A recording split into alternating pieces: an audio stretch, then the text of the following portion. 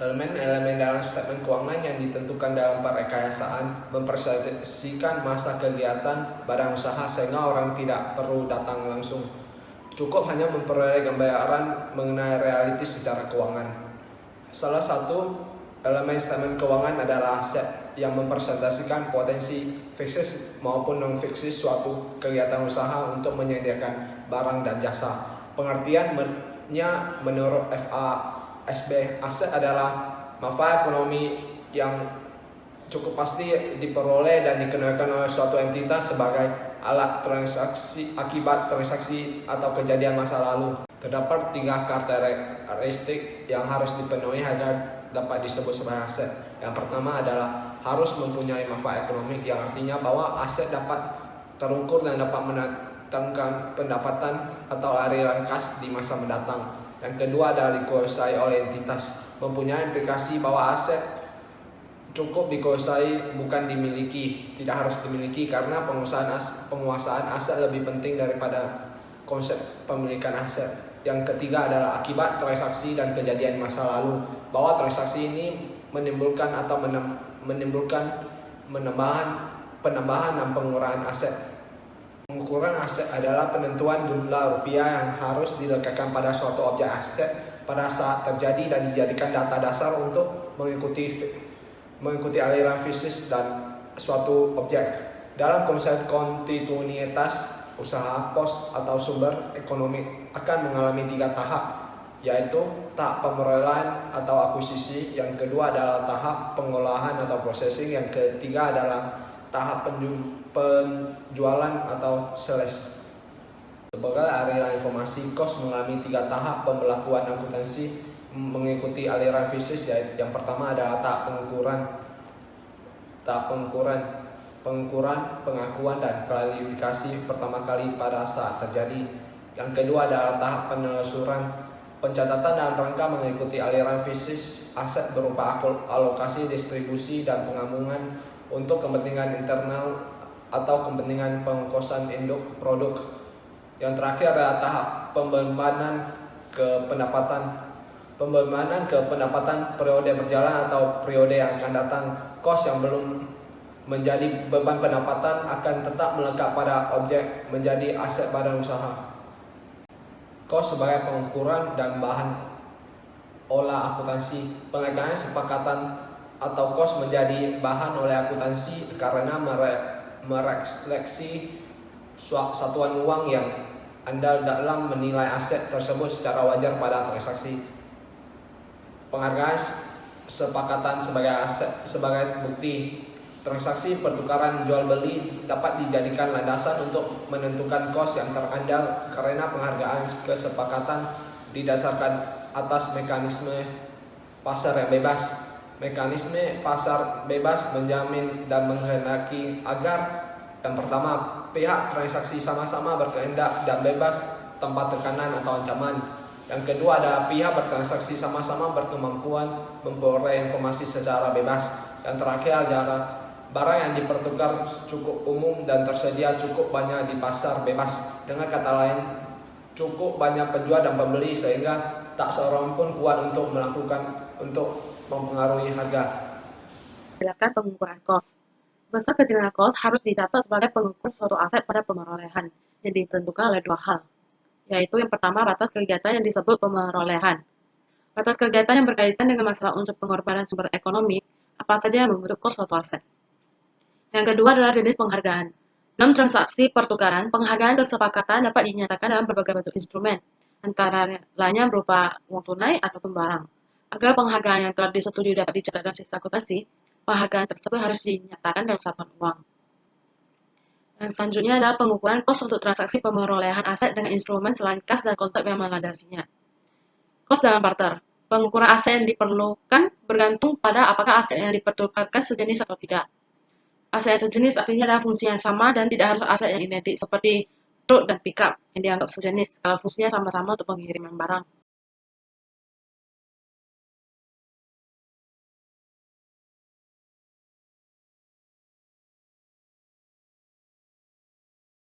Yang selanjutnya adalah usaha menukarkan aset sejenis. Secara konseptual dianggap bahwa perusahaan tersebut melakukan pemeliharaan dan bukan melakukan penjualan sehingga penerimaan dan penyerahan aset dianggap sebagai transaksi pemeliharaan bukan transaksi penjualan. Usaha menukarkan aset tidak sejenis secara konseptual dianggap transaksi tersebut melibatkan dua transaksi, yaitu penjualan dan pembelian. Prinsip-prinsip penentuan kos aset yang diterima dalam barter atau pertukaran. Yang pertama adalah pertukaran tak sejenis tanpa pembayaran tombol. Aset yang diterima dicatat sebesar nilai wajar yang diterima. Untung rugi yang ditimbul diakui pada saat pertukaran.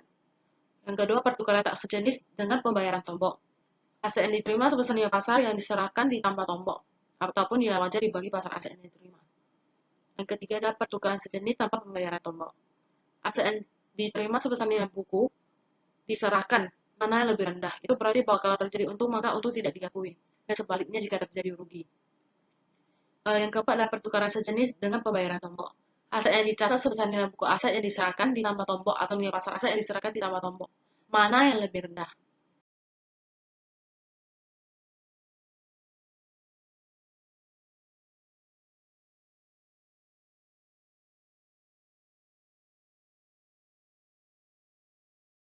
Yang kelima adalah pertukaran sejenis dengan penerimaan tombol. Bila terjadi rugi, aset yang diterima dicatat sebesar harga pasar aset yang diserahkan dikurangi kas yang diterima. Itu berarti rugi yang terjadi diakui pada saat misalnya transaksi. Yang kedua adalah bila terjadi untung, aset yang diterima dicatat sebesar nilai buku aset yang diserahkan dikurangi pasti nilai buku aset yang diserahkan yang dianggap dijual. Yang selanjutnya adalah formula unsur-unsur untuk menentukan kos aset yang diterima. Yang pertama adalah rumus untung total, itu nilai pasar aset diserahkan dikurangi nilai buku aset yang diserahkan. Yang untuk untung diakui, rumusnya adalah tombol kas yang diterima dibagi tombol tambah nilai pasar aset yang diterima dikali untung total. Dan selanjutnya adalah untung tangguhan. Yang rumusnya adalah nilai pasar aset diterima dibagi tombol tambah nilai pasar aset diterima dikali untung total.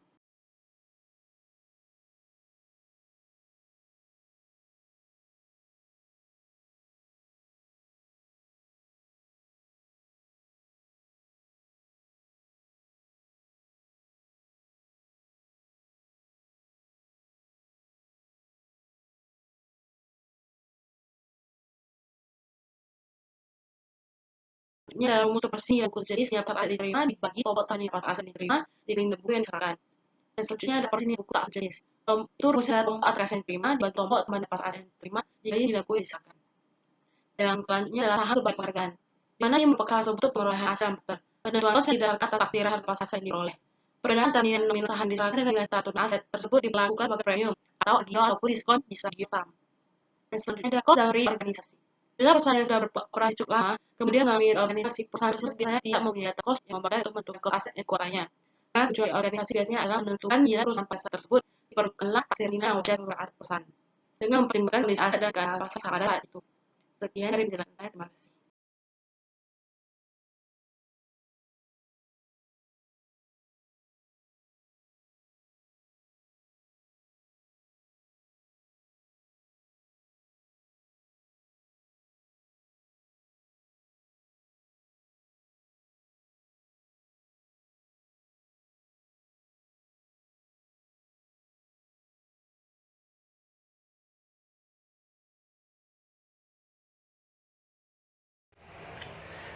Hadiah atau hibah, barang atau jasa yang memiliki manfaat ekonomik yang besar diperoleh perusahaan tanpa kos yang berarti. Temuan terjadi bahwa suatu sumber alam atau sarana ditemukan atau dikembangkan dan mempunyai nilai ekonomi yang jauh melebihi pengeluaran yang sebenarnya untuk memperolehnya. Selanjutnya, kos dalam pembelian kredit. Dalam sistem kredit, nilai waktu uang yang menjadi faktor yang sangat penting dalam mengukur kos yang sebenarnya. Potongan tunai atau keringanan. Dalam perusahaan yang dikelola dengan baik, melewatkan potongan merupakan suatu kesalahan yang mengakibatkan rugi. Rugi bukan sumber ekonomi dan karenanya tidak selayaknya kalau dicatat sebagai aset. Harga yang sesungguhnya mestinya adalah harga tunai neto atau net cash price. Selanjutnya saya akan menjelaskan mengenai nilai masukan. Nilai masukan itu adalah jumlah uang yang harus kita keluarkan untuk mendapatkan suatu barang. Terus di nilai masukan terdapat dari 3 cost, yaitu replacement cost, historical cost, dan expected cost. Yang pertama, historical cost. Historical cost adalah nilai kesepakatan terendah bagi pembeli karena dapat dilihat dari nilai aktual objek pada saat transaksi. Kemudian di historical cost ini terdapat 3 cost. Yang pertama adalah prudent cost. Prudent cost adalah cost layaknya yang manajemen bijaksana atau hati-hati bersedia membayarnya untuk suatu objek. Yang kedua itu adalah standard cost, itu merupakan cost produksi yang diasumsikan. Terus yang terakhir adalah original cost, yaitu cost asli atau cost yang sebenarnya dikeluarkan untuk mendapatkan suatu barang.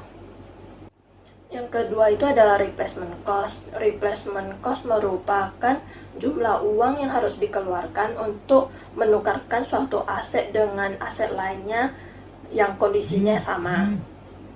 Replacement cost mempunyai 3 value, yaitu appraisal value, fair value, dan net realizable value less normal markup. Yang pertama, appraisal value adalah nilai sekarang yang ditentukan melalui analisis sistematik. Kemudian yang kedua itu fair value. Fair value merupakan nilai wajar yang seharusnya dimiliki oleh suatu aset. Kemudian yang ketiga itu adalah net realizable value less normal markup, merupakan nilai yang diharapkan untuk menentukan cost pengganti yang tidak tersedia. Yang ketiga itu adalah expected cost. Expected cost adalah cost harapan di masa datang seandainya potensi jasa aset tersebut diperoleh secara bagian demi bagian dan bukan sekaligus. Selanjutnya adalah nilai keluaran. Nilai keluaran merupakan jumlah uang yang diterima oleh perusahaan ketika terjadinya pertukaran atau konversi. Kemudian di nilai keluaran ada beberapa dasar penilaian. Yang pertama itu yaitu harga jual masa lalu, merupakan kas yang cukup pasti akan diterima dari konversi atau pos aset yang ditimbul karena transaksi masa lalu. Yang kedua adalah harga jual sekarang, didasarkan pada anggapan bahwa perusahaan akan berlangsung terus dan transaksi dilaksanakan dalam pasar yang normal.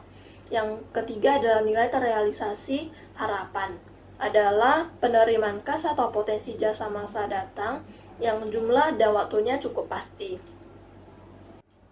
Yang terakhir adalah cost atau pasar yang lebih rendah.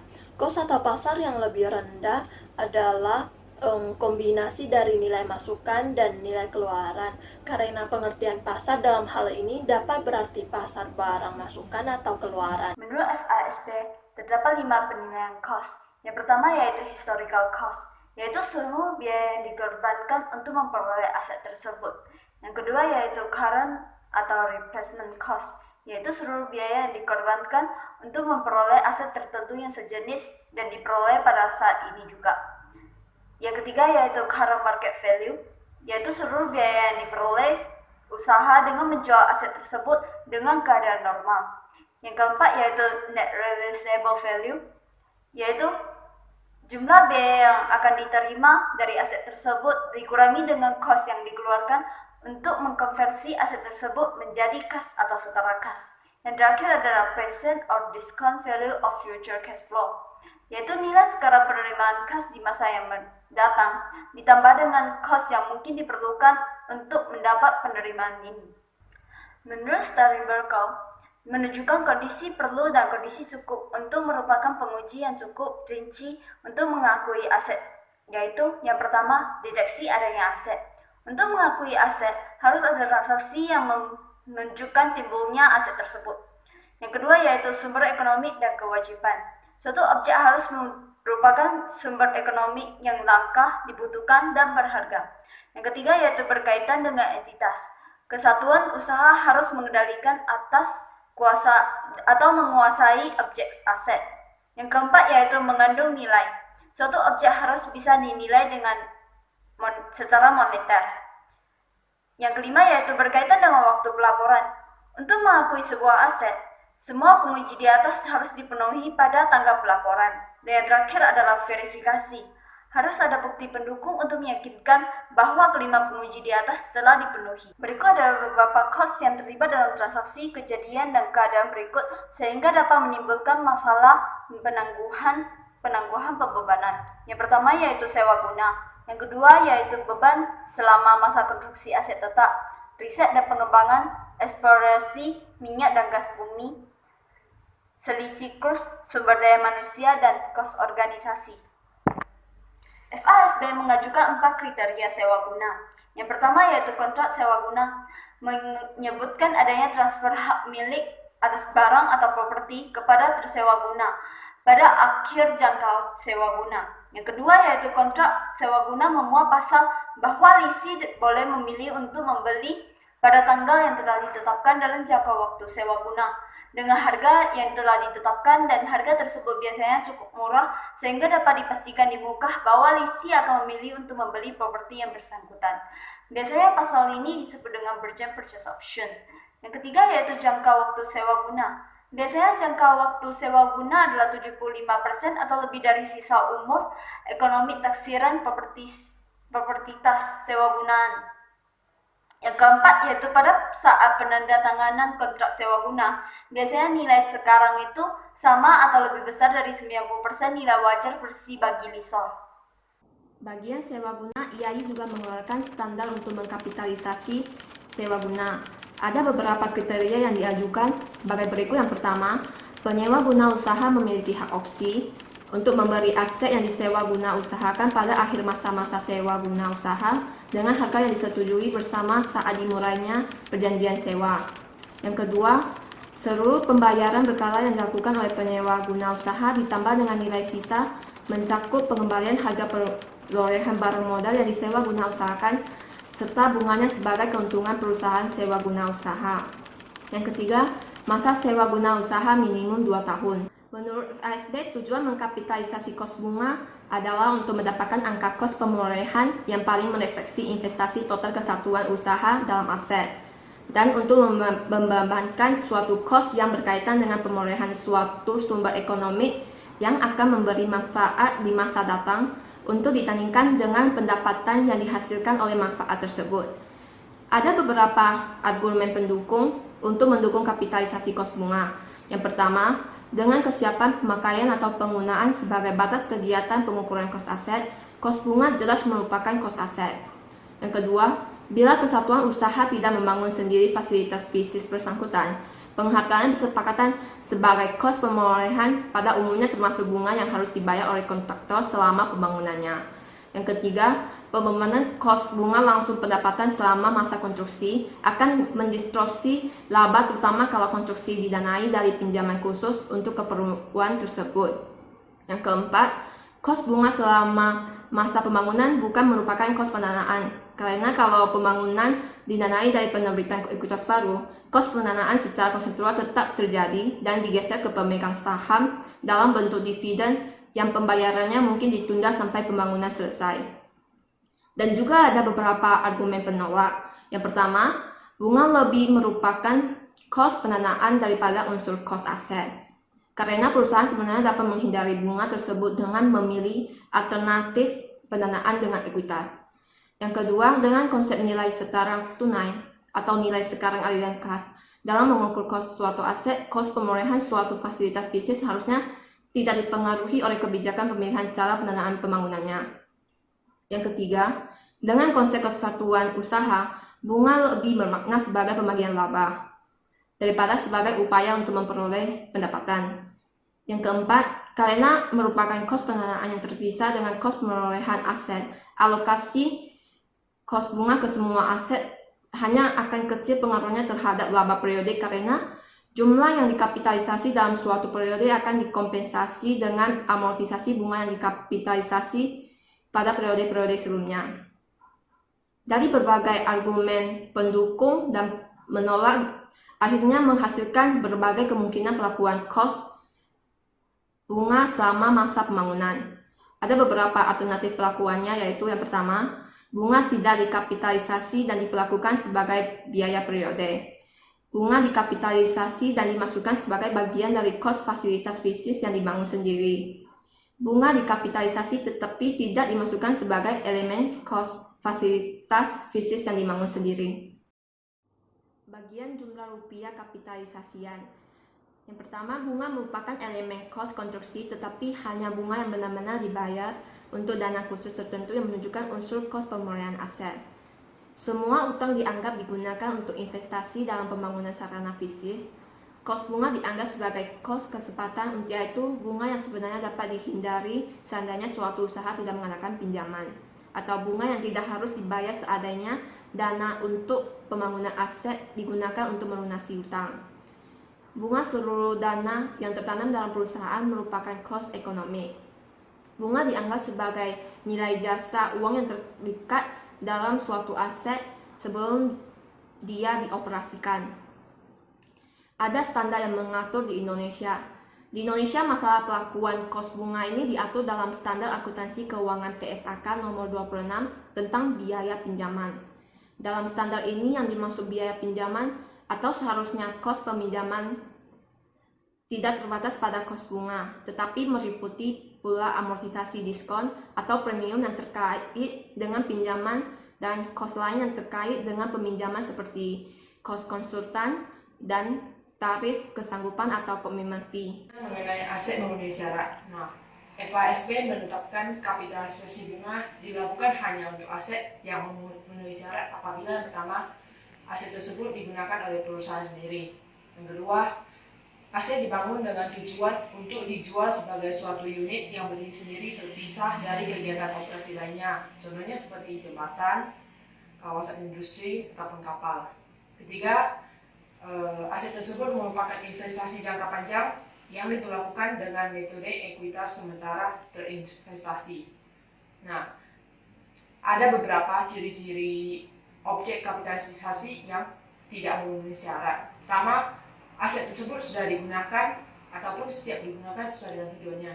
Kedua, aset tersebut belum digunakan dalam kegiatan menghasilkan pendapatan perusahaan.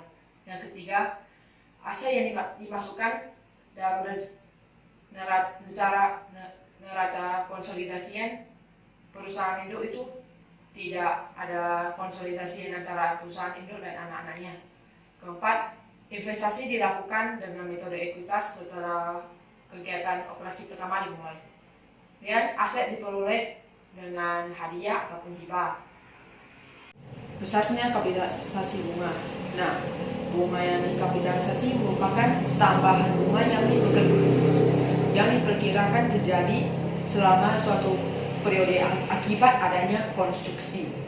Nah, cara menghitungnya adalah tingkat bunga dikalikan dengan rata-rata pengeluaran dana untuk konstruksi. Nah, dengan catatan jumlah rupiah bunga tersebut yang dikapitalisasi tidak boleh lebih banyak dari jumlah rupiah bunga yang terjadi pada periode tersebut. Dan mengenai periode kapitalisasi dimulai apabila memenuhi 3 kondisi di bawah ini. Pertama, pengeluaran untuk pembangunan aset telah dilakukan. Yang kedua, kegiatan untuk menyelesaikan pembangunan sampai siap dipakai masih berlangsung. Yang ketiga adalah kos bunga telah terhimpun dengan berjalannya pembangunan aset. Selanjutnya ada juga kondisi di mana aset periode kapitalisasi tidak boleh diakui, di mana jika telah berakhirnya masa aset tersebut atau ada konstruksi yang terjadi.